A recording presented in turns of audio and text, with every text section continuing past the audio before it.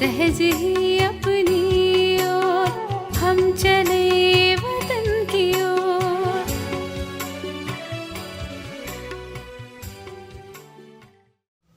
ஓம் சாந்தி. 4-10-1975 அவ்யக்த பாப்தாதா மதுபன். வாணியின் தலைப்பு: ஃபரிஷ்தா நிலையின் அனுபவம் செய்வதற்காக தன்னை அவதரித்த ஆத்மா என்று புரிந்து கொண்டு ஒவ்வொரு காரியத்தையும் செய்யுங்கள்.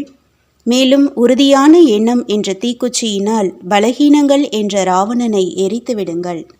தன்னை ஃபரிஷ்தாக்களின் சபையில் அமர்ந்திருக்கும் ஃபரிஷ்தா என்று நினைக்கிறீர்களா?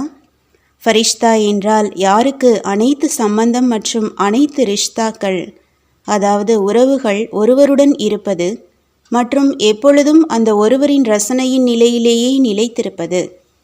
ஒவ்வொரு வினாடி ஒவ்வொரு வார்த்தை ஒருவரின் நினைவிலேயே இருந்து ஒருவரின் சேவைக்காக போகும்பொழுதும் வரும்பொழுதும் மட்டும் இருப்பது.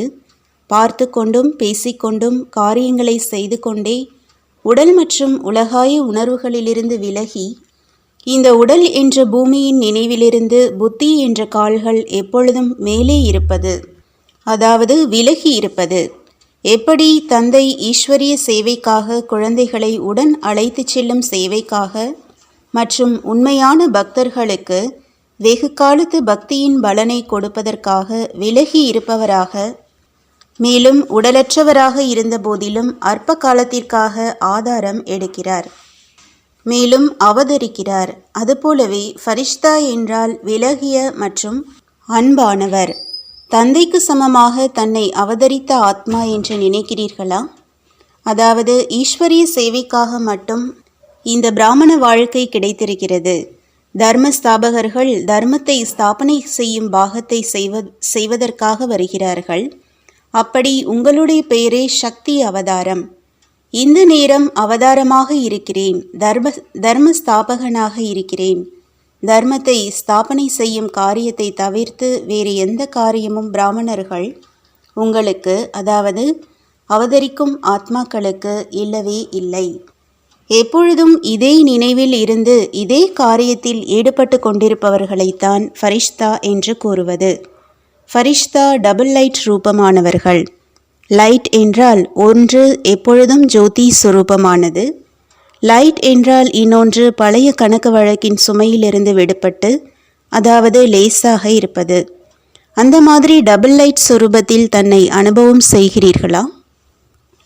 இந்த பிராமண வாழ்க்கை ஈஸ்வரிய காரியத்தை தவிர வேறு எந்த காரியத்திற்காகவாவது ஸ்ரீமத்திற்கு புறம்பாக ஆத்மாக்களின் வழிப்படி மற்றும் தன்னுடைய மனம் சொல்லும் வழிப்படி வேறு ஏதாவது காரியத்திற்கு உபயோகப்படுத்தப்படவில்லையே. இந்த பிராமண வாழ்க்கையும் தந்தை மூலமாக ஈஸ்வரிய சேவைக்காக கிடைத்திருக்கும் அவருடைய சொத்தாகும். அவருடைய சொத்தில் ஏதாவது ஏமாற்றுதல் செய்யும் காரியத்தையோ செய்யவில்லையே. எண்ணம் மூலமாகவும் கூட இந்த பிராமண வாழ்க்கையின் ஒரு மூச்சை கூட வேறு எந்த காரியத்திலும் ஈடுபடுத்த முடியாது. எனவேதான் பக்தியில் மூச்சுக்கு மூச்சு நினைவு செய்வது என்பது இதன் நினைவாக கடைபிடிக்கப்பட்டு வந்திருக்கிறது. நீங்கள் நிரந்தரமான ஃபரிஷ்தாவா அல்லது அற்ப காலத்து ஃபரிஷ்தாவா? எப்படி பக்தியில் கூட தானமாக கொடுக்கப்பட்ட பொருள் மற்றும் அர்ப்பணம் செய்யப்பட்ட பொருளை வேறு எந்த காரியத்திலும் ஈடுபடுத்த முடியாது என்று நியமம் இருக்கிறது, அப்படி நீங்கள் அனைவரும் பிராமண வாழ்க்கையில் பாப் தாதாவிடம் முதல் உறுதிமொழியாக என்ன செய்தீர்கள்? நினைவு இருக்கிறதா அல்லது அதையும் மறந்துவிட்டீர்களா? தந்தையின் எதிரில் உடல், மனம், பொருள் அனைத்தும் உங்கள் எதிரில் சமர்ப்பணம் செய்கிறோம் என்பது தான் உங்களுடைய முதல் உறுதிமொழியாக இருந்தது. எப்பொழுது அனைத்தையும் சமர்ப்பணம் செய்திருக்கிறீர்கள் என்றால் அனைத்தும் என்றால் எண்ணம், சொல், செயல், மூச்சு, சம்பந்தம், அனைத்து நபர்கள், வைபவம், சம்ஸ்காரம், சுபாவம், உள் உணர்வு, பார்வை மற்றும் நினைவு அனைத்தையும் அர்ப்பணம் செய்தீர்கள். இதைத்தான் சமர்ப்பணம் என்று கூறுவது. சமர்ப்பணத்தையும் விட மேலான மற்றும் சக்திசாலியான வார்த்தையாக தன்னை சர்வஸ்வ தியாகி என்றும் கூறுகிறீர்கள். அனைவரும் சர்வஸ்வ தியாகியா அல்லது தியாகியா? சர்வஸ்வ தியாகி என்றால் என்னென்ன தியாகம் செய்திருக்கிறீர்கள்? உறவு, நெருக்கம், உணர்வுகள், சுபாவம் மற்றும் சம்ஸ்காரம் இவை அனைத்தையும் கடந்த காலத்து 63 பிறப்புகளின் கணக்கு வழக்கின் மீதம் இருக்கும் அம்சத்தையும் வம்சத்தோடு தியாகம் செய்திருக்கிறீர்கள். எனவே சர்வஸ்வ தியாகம் என்று கூறப்படுவது. அந்த மாதிரி சர்வஸ்வ தியாகி யாருக்கு பழைய கணக்கு வம்சத்துடன் முடிந்துவிட்ட அந்த மாதிரியான சர்வஸ்வ தியாகி நிலை இது. என்னுடைய கடந்த கால சுபாவம், சம்ஸ்காரம் என்று அப்படி ஒரு பொழுதும் நினைக்கவும் முடியாது. பழைய கணக்கு இதுவரை எப்பொழுதாவது இழுக்கிறதா? கர்ம பந்தனத்தின் சுமை, கர்ம சம்பந்தத்தின் சுமை, ஏதாவது நபர் மற்றும் சாதனத்தின் ஆதாரத்தின் சுமை ஆத்மாவாகிய என்னை தன் பக்கம் ஈர்க்கிறதா? இந்த மாதிரியான எண்ணம் மற்றும் வார்த்தை சர்வஸ்வ தியாகியினுடையது அல்ல. சர்வஸ்வ தியாகி அனைத்து பந்தனங்களிலிருந்து விடுபட்டு, அனைத்து சுமைகளிலிருந்தும் விடுபட்டு, ஒவ்வொரு எண்ணத்தில் பாக்கியத்தை உருவாக்கக்கூடிய பல கோடி மடங்கு பாக்கியம் நிறைந்தவராக இருப்பார். அந்த மாதிரியானவருக்கு ஒவ்வொரு அடியிலும் பல கோடி மடங்கின் வருமானம் இயல்பாகவே ஏற்படுகிறது. அந்த மாதிரி சர்வஸ்வ தியாகிகளாக இருக்கிறீர்கள்தான் இல்லையா? வார்த்தையின் அர்த்தத்தின் சொரூபத்தில் நிலைத்திருக்கிறீர்கள்தான் இல்லையா? சொல்பவர்கள் இல்லை, ஆனால் செய்பவர்கள் மற்றும் அநேகர்களை செய்விக்கக்கூடியவர்கள்தான் அல்லவா? கடினமாக தோன்றவில்லையே. கடினமாக தோன்றுவதற்கான கேள்விக்கே இடமில்லை.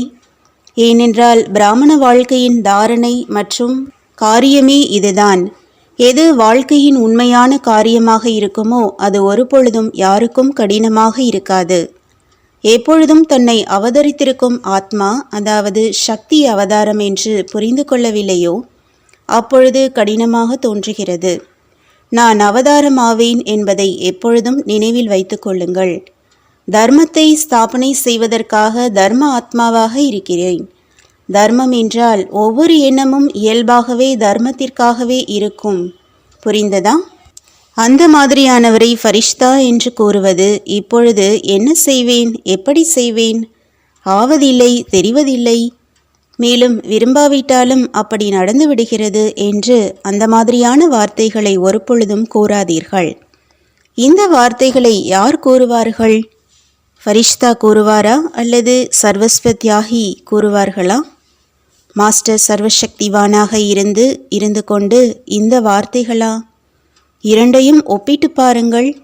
மாஸ்டர் சர்வசக்திவான் இந்த வார்த்தைகளை பேச முடியுமா? அநேகர்களை பந்தனத்திலிருந்து விடுவிக்கும் ஆத்மா இந்த மாதிரி வார்த்தைகளை பேச முடியுமா? இது பந்தனத்திலிருந்து விடுபட்ட ஆத்மாக்களின் வார்த்தையா? ஆனால் நீங்கள் அனைவருமோ பந்தனத்திலிருந்து விடுபட்ட ஆத்மாக்களா? இன்றிலிருந்து அந்த மாதிரி எண்ணம் மற்றும் வார்த்தைக்கு நிரந்தரமாக முடிவு கட்டுங்கள். உறுதியான எண்ணத்தின் தீக்குச்சி மூலம் இன்று இந்த பலகீனங்கள் என்ற ராவணனை எரித்து விடுங்கள்.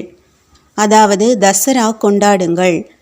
5 விகாரங்களின் வம்சத்தையும் மற்றும் 5 தத்துவங்களின் அநேக விதமான கவர்ச்சியையும் இந்த 10 விஷயங்களில் வெற்றியடைபவர் ஆனீர்கள் என்றால் விஜயதசமி கொண்டாடுவதாகும்.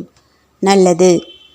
அவ்வாறு விஜயதசமி கொண்டாடக்கூடிய வெற்றி ரத்தினம், நெற்றியில் வெற்றியின் அடையாளம் இடப்பட்டுள்ள அத்தகைய அழியாத திலகதாரி, சதா அழியாத சிம்மாசனதாரி, அழியாத மூர்த்தி, சர்வ ஆத்மாக்களையும் பந்தன் முக்த் ஆக்கக்கூடிய யோகயுக்த், ஸ்னேகயுக்த், யுக்தியுக்த் சர்வசிரேஷ்ட ஆத்மாக்களுக்கு பாப்தாதாவின் அன்பு நினைவுகள் மற்றும் நமஸ்காரம்.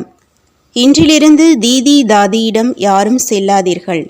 ஆன்மீக சந்திப்பை செய்வதற்காக மட்டும் செல்லுங்கள். ஆனால் இந்த விஷயங்களை பேசுவதற்காக செல்லாதீர்கள். ஏதாவது வாங்குவதற்காக செல்லுங்கள். ஆனால் எந்த புகாரையும் எடுத்துக்கொண்டு செல்லாதீர்கள். ஓம் சாந்தி. तो बच्चों को तो सर्विस करनी है जो बाबा कहते हैं। सबको ये बताओ कि देखो तुम्हारा एम एंड ऑब्जेक्ट ये है, एक गीता है बगैर, ये राजयोग है ना बच्चे। कैसे है राजयोग? बिल्कुल सहज है कि बाप को याद करो तो ये वैसा मिलेगा तुमको। ओम शांति।